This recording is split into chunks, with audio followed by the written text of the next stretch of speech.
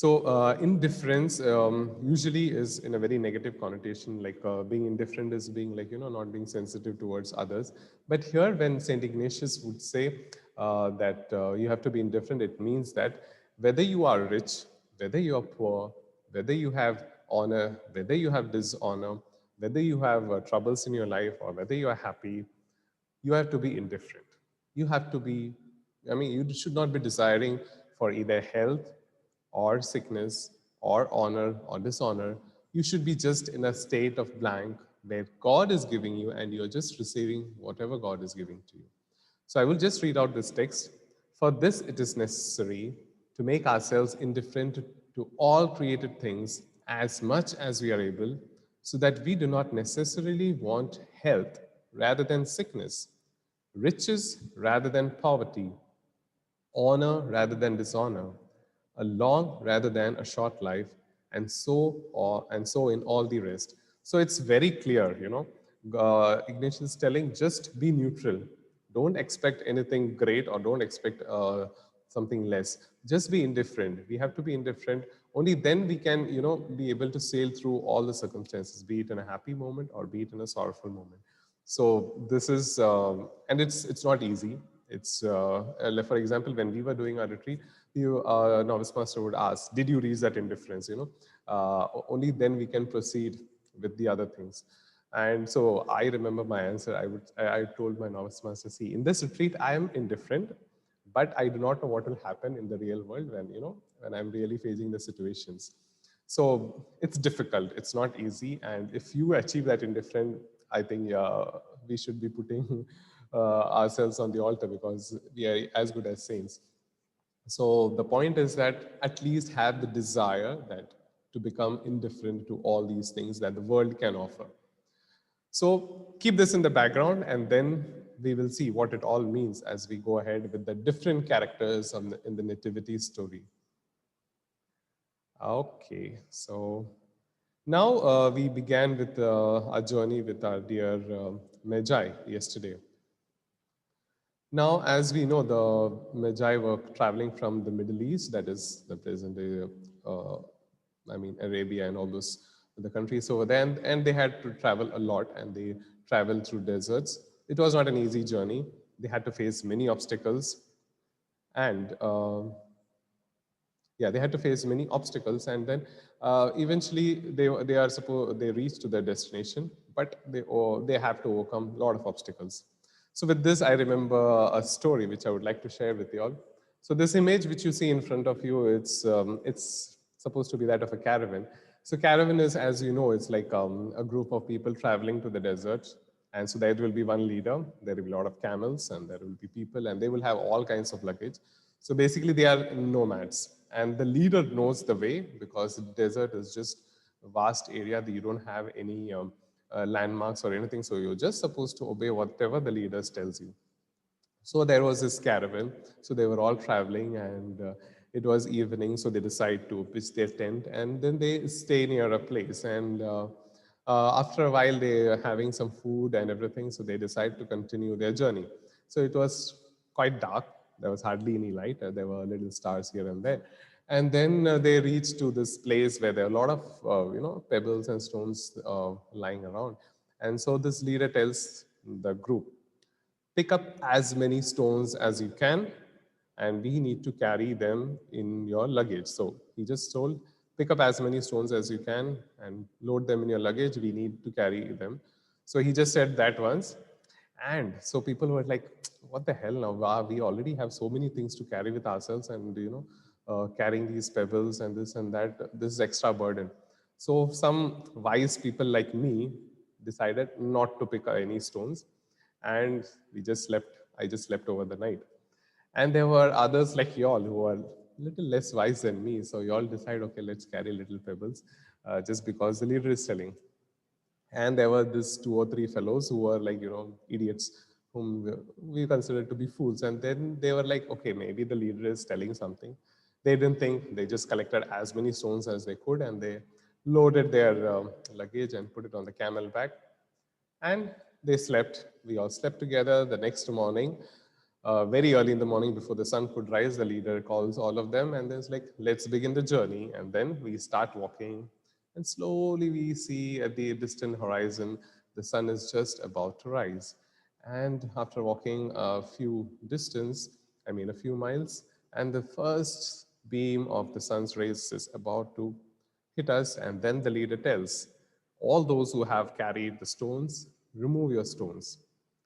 And then I didn't have any stones with myself. Some of you all removed your stones, and the fool had a big bag of stones. And then the first beam of the sunlight fell on those pebbles, and those pebbles began to glow. They were shining in all possible colors, and they were nothing else but gems. So, because it was dark night, those gems were looking like stones, but actually they were gems. And only in the bright daylight could they be seen as gems. So now this story has got a lot of meanings and a lot of interpretations. So just remember two things from the story. The leader had asked them to bend down and pick those stones. First thing. Second, to collect as many stones as possible. And all this happened in the darkness. So let's keep this story in the back of our mind and we go ahead with our today's talk. So now, as I mentioned, the journey through desert is very difficult. A lot of obstacles. In the daytime, you cannot travel because it's very hot. Either you have to travel very early in the morning or late in the evening. Now, for the Magi, it was even more difficult because they were following the star, and the star appears only in the night. So there was no question of traveling during the daytime. So they had to follow the star in the darkness. So what does it mean? God's light is shown only, shines the maximum during our difficulties and in the moments of our doubts. So it was, they had a lot of challenges, the Magi. So, for example, you can imagine they were in the king's court and they're a group of astronomers, and then suddenly one of them tells, there is a star coming up and there are so many prophecies, we should go there. So there is another group of magi is like, oh, you are an idiot, you don't know anything. How can you believe in all these prophecies? And some other group, okay, fine, maybe it's true, but are you crazy? How long are you going to follow this star? It might take ages, weeks and months together. And then there are these two or three fellows, or maybe 10 of them, then they say, but we believe that there is something important that is coming up. We need to go there. And probably we might miss out on this. And this event occurs only once in, generations. And so it was this very few magi who decides to follow the star. So they, first of all, the others, when they began the journey, others were just ridiculing them, being called them fools. But they carried along with their things. They began their journey. A month's journey began. Few of them felt tired and sick and they backed out. Others still continued. And eventually, only three of them reached. So you see, they began with maybe 10, with all the ridicule and all those things that they had to face. But at the end, there were only three who reached. Three is because we assume that there were, because three gifts were given, so we assume that there were three magi who made up till the end.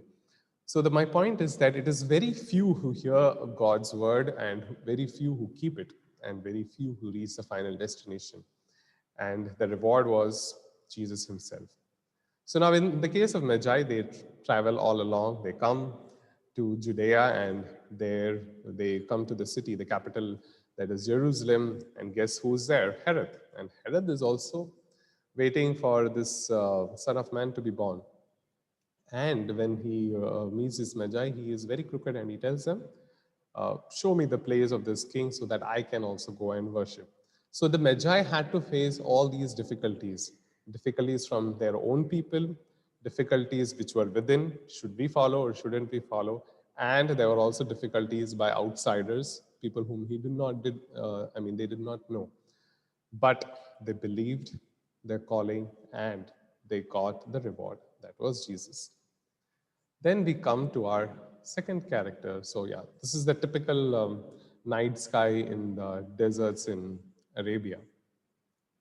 So now we come to the second character. So here we have King Herod meeting our fellow friends, our little Magi. And now Herod is the king of Judea, and Herod has got nothing to be worried about his power. He is being appointed by the Romans, so there is no threat to his power. And he was quite well to do. He had all the wealth he could ask for, yet he was insecure. Remember these words. Yet he was insecure. He did not accept his worth. He thought that there is some threat to his life or some threat to his position. He loved his throne. He loved his chair, like the chair which I'm sitting on. He loved that throne more than himself, or more than anything else. He loved power. So with power comes pride, envy, arrogance, and name it, all the other seven deadly sins. And all this just blinded him so much that he was felt threatened by a newly born baby, a baby who is just fragile and helpless and completely vulnerable. He was so much threatened. You can imagine the amount of fear and the terror that he was going through, that he ordered all the children below 2 years of age in the city of Bethlehem to be killed. And the historians would say roughly 20 to 25 children were killed just because of his insecurity. That's a lot many lives, especially the lives of children. So this is what insecurity can cause us. We can just go haywire. Our things will just go, out of control, and we might end up doing something really bad. We may not end up killing people, but definitely we may end up hurting a lot of people, hurting a lot of our relationships. So be mindful about this insecurity. Now we come to our next group of characters. So these are our fellow friends, our Pharisees and the religious leaders. So when Herod came to know about the Magi coming, he called all his friends, the Pharisees, and they asked him, "So your prophecies say that the King of Jews is going to be born somewhere during this time. Tell us more about him." And so they come with the books, and then the astronomers and everyone come, and then they say, "Yes, it is true, and the king is going to be born in this town of Bethlehem somewhere these days."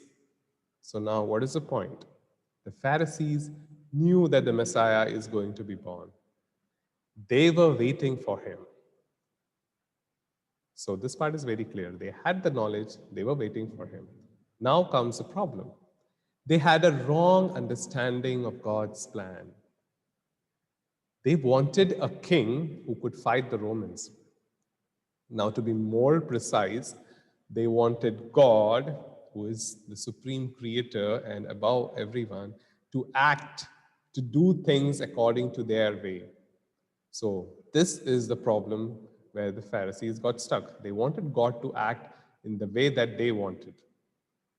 So, what they did, so they very well accurately told the Herod that the baby is going to be born in this town at this particular time. But we never read in the infancy narrative that the Pharisees actually went to the manger or, worshipped Jesus. So this part is missing, which means that they did not do it. Probably they were afraid that if they do it, Herod will kill them, or they were silent, or they were too proud enough, to, bow down before a baby who is just born. And they could not probably accept the fact that the king of the Jews, or the son of God, could be born in a place called as a manger among the cattle and, among all those things. So they could not accept God's plan for them, for their salvation, for the redemption. Again, when Herod went about killing all the children, they chose to be silent. They did not open their mouth. They did not say a word. They let that happen. So this is what can happen to us if we become blinded by our sins or by our own understanding of God.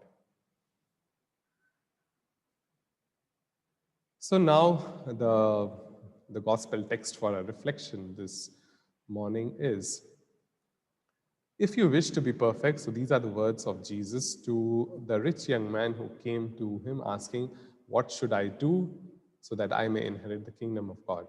So Jesus would tell him, "If you wish to be perfect, go sell all your possessions and give the money to the poor, and you will have treasure in heaven. Then come and follow me." So now, if you read in a very literal sense, you might feel that this text is only for the rich people. maybe for Ambani's or Adani or all those fellows. But it's not that. Here, when Jesus is telling, sell all your possessions, what is Jesus actually trying to tell us? Give up all that you are holding on to. Okay. To be more precise, give up on your pride. Do we ever think about it? Give up on your understanding about God. Give up on your judgmental attitude about how you look at things or how you look at people. Give up your attitude of condemning people around, or boasting about yourself. So possessions does not mean money per se. Possessions mean everything that we hold on to when we are insecure. I repeat, possession means everything we hold on to, especially when we feel insecure. So Jesus is telling this statement not only to the rich people, he's telling to each one of us to give up all our possessions. And when we give up those things, automatically we get in touch with the God inside our heart. And then comes the latter part. Then we give, here it's money, but it's here we give our love to the poor. We give all that we treasure to others. And then Jesus is inviting us to follow him. So I repeat, possessions are not just the wealth or the money or the material things, it includes everything. Starting from our ego, from our pride, from our understanding, from our knowledge, from our intelligence, our talent, and everything. So Jesus is telling to stop holding on to those things, start using it, all of these things for the benefit of the others, and then to follow him. And as we know in the story, what happens is the rich young man goes away sad because he was a very wealthy man. Now, again, the problem is not to be rich. We have a lot of rich people, and maybe God is blessing them in abundance. And many rich people who are quite generous and they give away, they share their wealth with others. So, being rich is not a sin, being rich is not bad. The problem is when we are not ready to share this riches with others. So I hope this point is very clear. Now we move on to something else that Jesus would tell us about the commandments. So we have in the Old Testament the set of the 10 commandments. And so Jesus was asked by the teachers, teacher, what is the greatest commandment? And Jesus would tell this. The first commandment is here that the Lord your God is one alone, and you shall love the Lord with all your heart, with all your soul, and with all your mind, and with all your strength. So basically, Jesus is telling nothing else matters in your life, only God. So this comes directly to the principle and foundation that we spoke about. Our whole and sole purpose is to praise, revere, and serve God, and all our actions should be directed first. That's why he uses the words like your heart, your soul, your mind, and all your strength. So everything should be directed only for God. And the second part, which is equally important, is you shall love your neighbor as yourself. I repeat, you shall love your neighbor as yourself. Now, the problem with most of us is we focus only on the first part, you shall love your neighbor.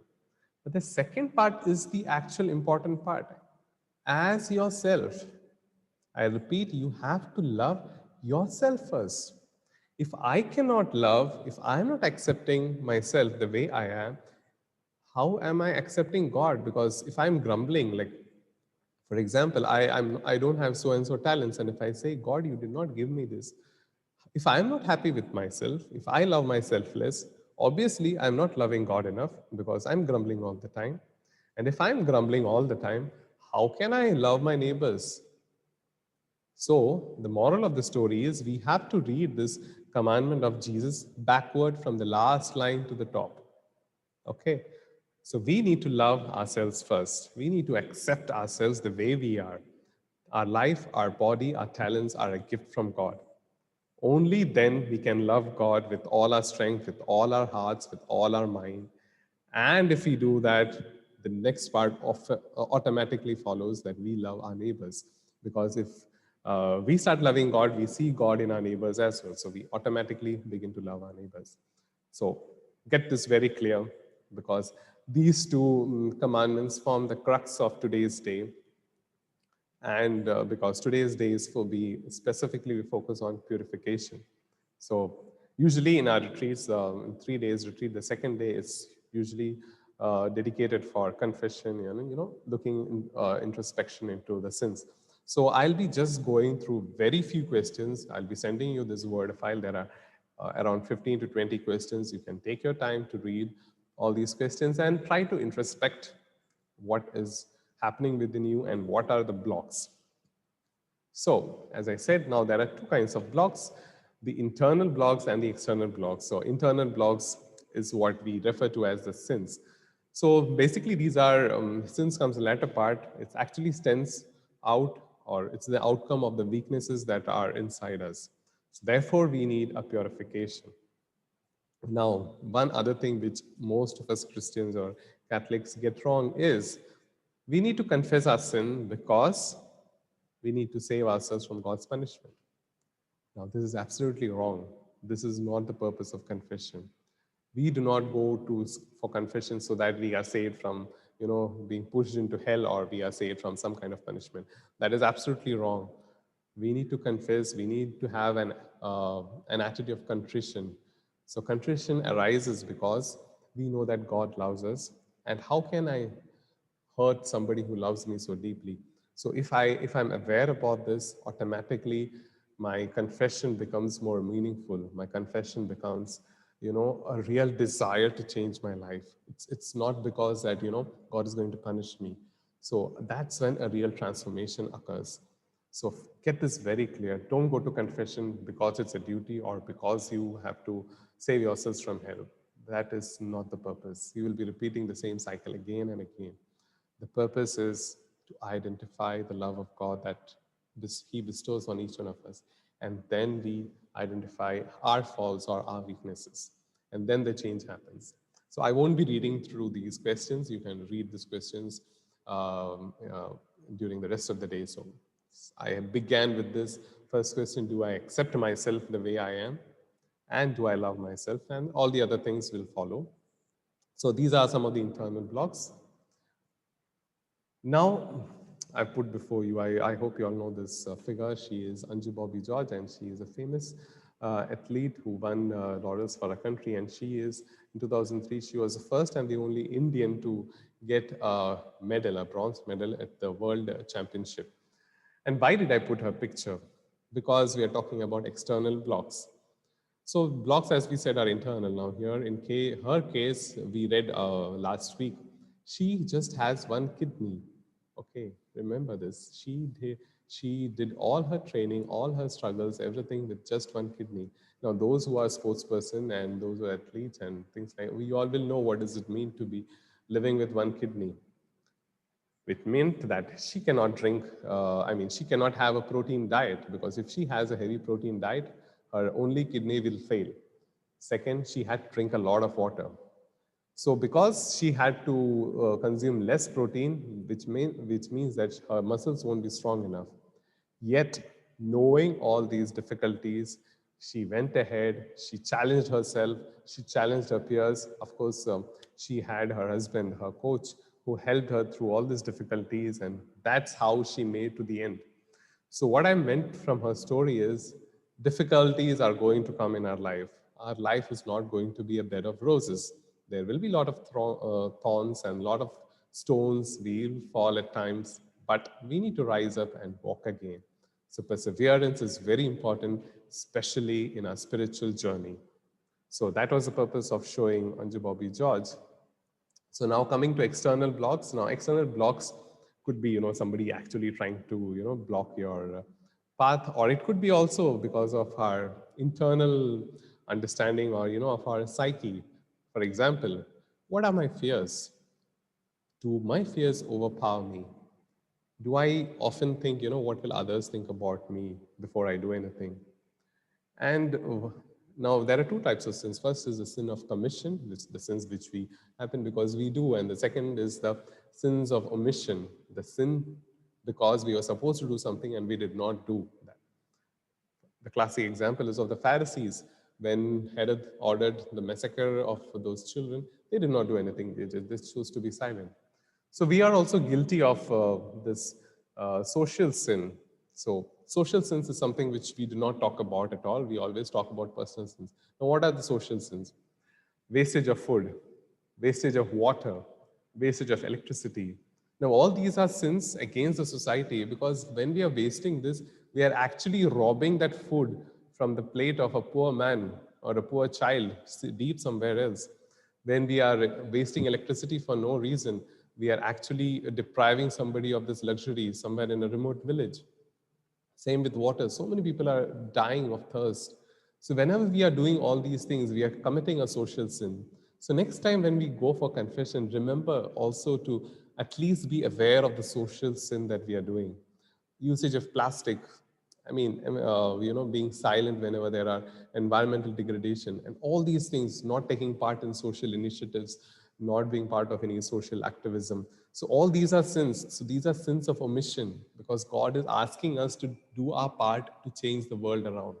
So next time, okay, you might say that, okay, what can I do to change the society? That's a very valid question, but at least be aware of it and slowly you can, get along with people who can bring about change.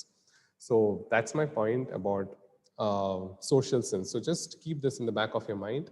First, look into your own self, look at what are the internal blocks, and second, we can look at our social sins. Now, at the end, I've put the example of Zechariah. So today I was reading is about Zechariah. So now we hear that the angel Gabriel tells him that you are going to be a father. John the Baptist is going to be your son, and so and so. And Zechariah questions, how can this be possible? And we read that the angel would say that because you did not believe, you're going to be dumb for till the baby is born. So now you can imagine Zechariah was dumb for 10 months, or maybe more than that, till the time John the Baptist was born. Now, obviously, we might think, okay, this is the punishment from God because he did not believe. But I believe there is another interpretation for this. It is this: Zechariah was a high priest, he was serving in the temple. He knew all the laws, all the rules and regulations. He was following everything to the last dot. But there was a problem. He believed that God will act only in a particular way. He could not believe the fact that in his old age and in the old age of Elizabeth, they could have a child. So for him, the God was a God of rules and regulations, not a God who can do impossible things. So that's why God made him silent completely. So God made him silent. His objective was this: Zechariah, you have done enough. It's time to just keep your mouth shut. No more talking, no more any prayers, just keep quiet and try to understand me and listen to my voice in the silence of your hearts. I hope you got this very clear. Stop doing everything, be silent, and believe in my words and believe in the voice that I'm speaking to you. And this is precisely what God is telling to each one of you as you are attending this retreat. Stop doing all the many things, keep aside all your understandings, and start being silent and listen to the God who is speaking in your hearts. So, this is just one example, and you can reflect over Zechariah also. That's also not an issue. So, today, the grace that you'll be asking for is this: O divine Holy Spirit, I beg of you to reveal my sinfulness and weaknesses that prevent me from seeking God. So, again, the focus is not on your sin, the focus is the love of God. God is loving you, and what has been your response to God's love? And our response usually is because of our weaknesses, because of our internal blocks, because of our external blocks. So the focus is not the sin. The focus is how have we responded to God's love. So the whole idea is not to be, sinking deep into the guilt. Remember, our God is not a God of guilt. The story of the prodigal son, when he comes back, God, the father does not say, okay, this is the punishment for you. He does not say anything of that sort. He just runs and hugs and embraces him. So that is our God. Our God is not a God of guilt. Our God is a God of love. So the moment you realize your weakness, the moment you accept that you have sinned against the love of God, He is there to embrace you and to love you. So get this very clear. And